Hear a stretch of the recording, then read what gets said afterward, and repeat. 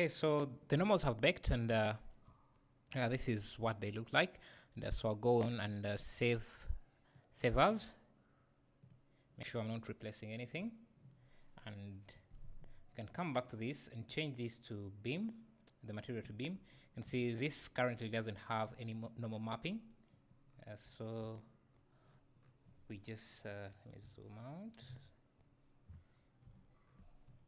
So we just need to connect that as well. So I'll open the normal map, connect this directly into the normal map, and it should work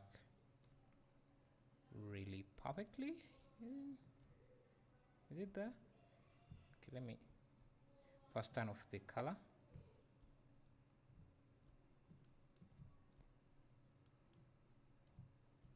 You see we have the normal map, but let me try changing this. Let me go to shading. Yeah, I think, yeah, it is visible. Let me change this to non-color data.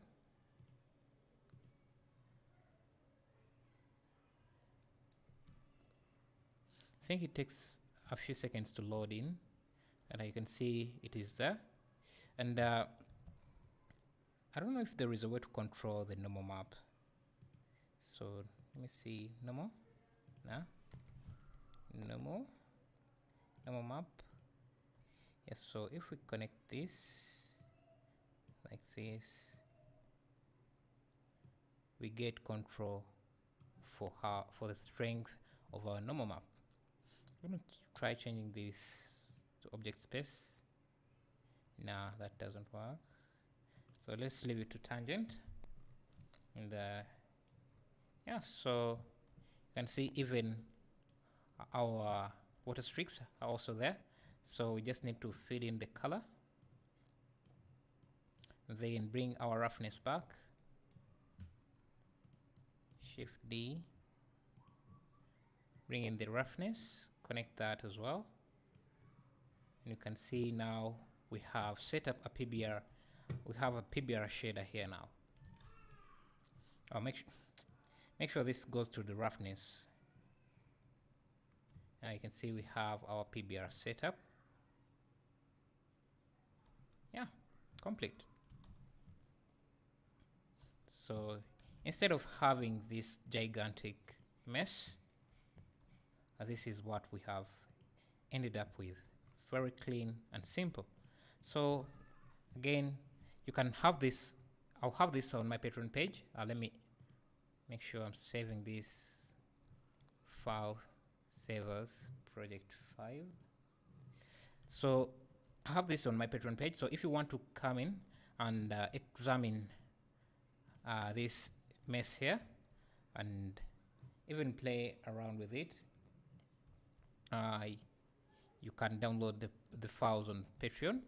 And yeah, also you will help me keep the lights up that way. So let's continue with this, and maybe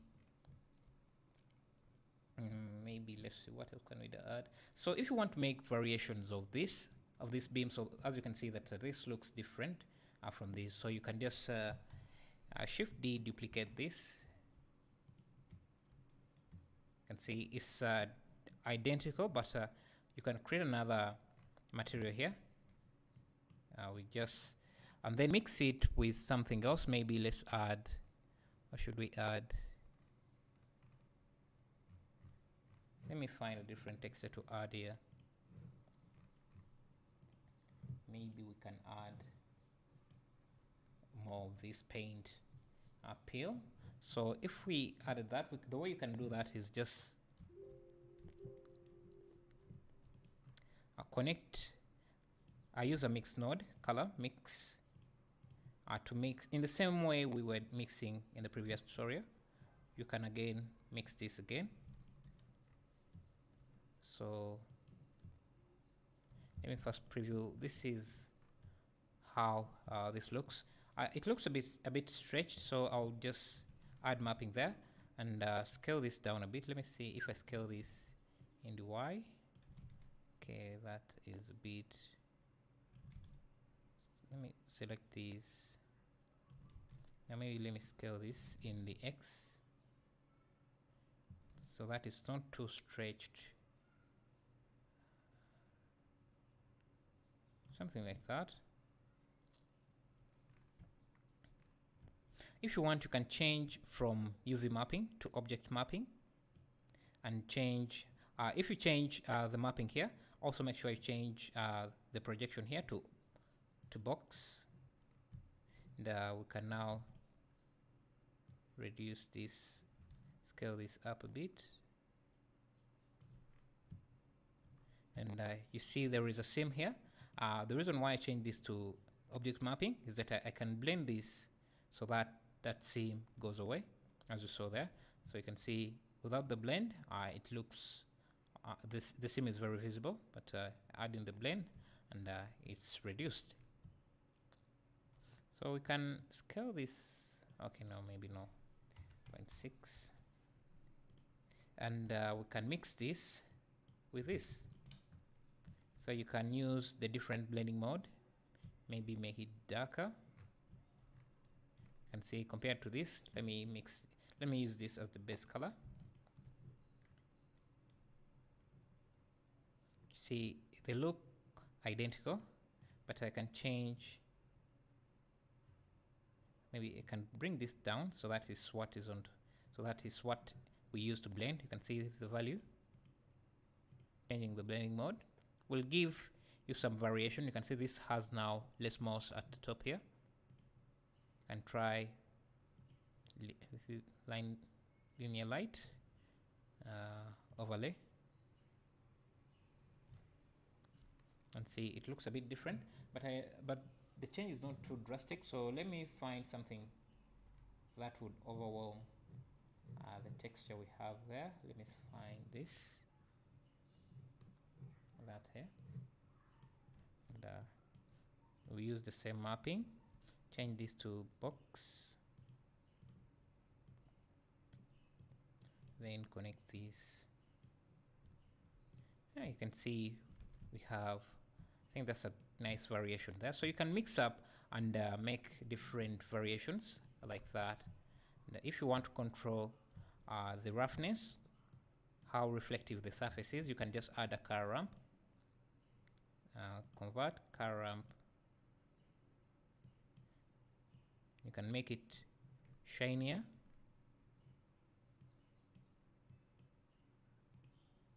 or less shiny. I'm just changing this.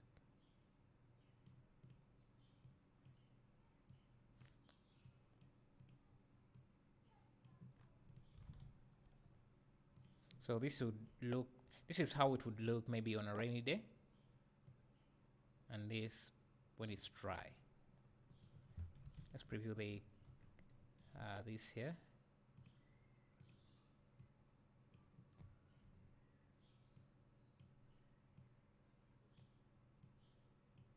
I'm just pushing for that contrast.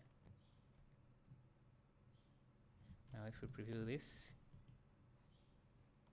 you can also try inverting the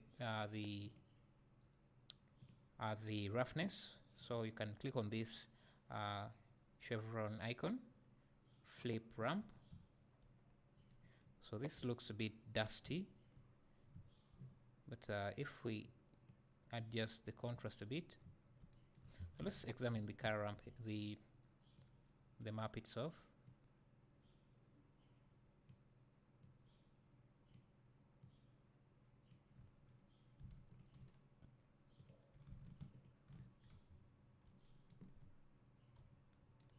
And see how we have changed that.